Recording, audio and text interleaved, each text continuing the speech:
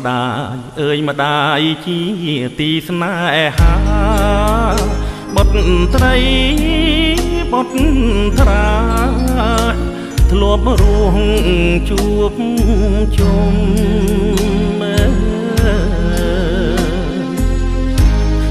ស្ដាយពីអងទូនមានប្រដៅអប់រំឥឡូវរូបខ្ញុំប្រត់អ្នកម្ដាយថ្លៃ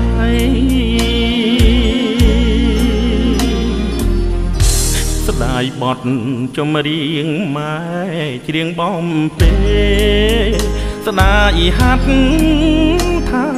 ម៉ែងូតទឹកអើយកូនណែពុំអងដាំបាយស្ទើរជីវិតកូនចិញ្ចឹមថែធួនឲ្យអូនសុខសាន្តពេលនេះម៉ែខ្ញុំលាលោកទៅហើយអងអើម៉ែអើយកូនទុកឥតស្រានព្រោះម៉ែកំផត់គុណលឹងប្រមាណរូបកូនខានបានសងគុណអ្នកថ្លៃ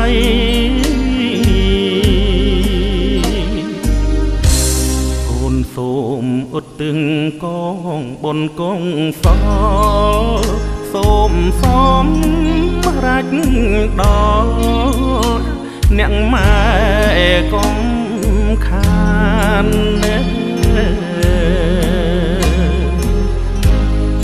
ដែលកូនបានបួង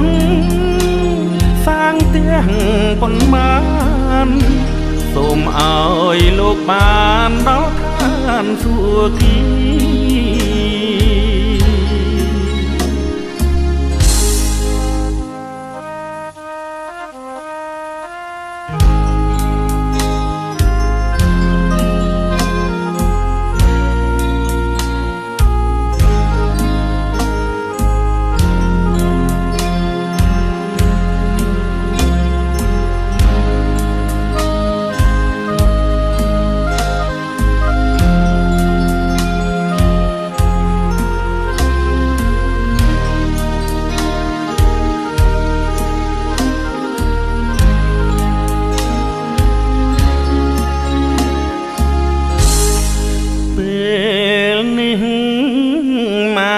ខ្ញុំ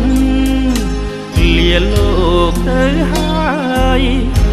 អងអើម៉ែអើយកូនទុកឥតស្រានព្រោះម៉ែកំផត់គុណលឹងប្រមាណរូបកូនខានបានសងគុណអ្នកថ្លៃ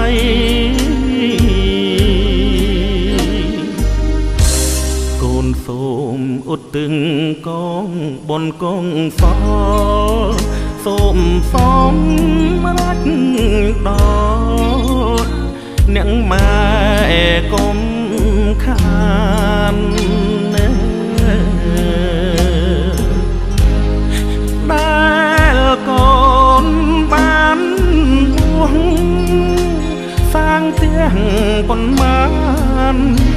សូមឲ្យលោកបានដល់ឋានសួគ៌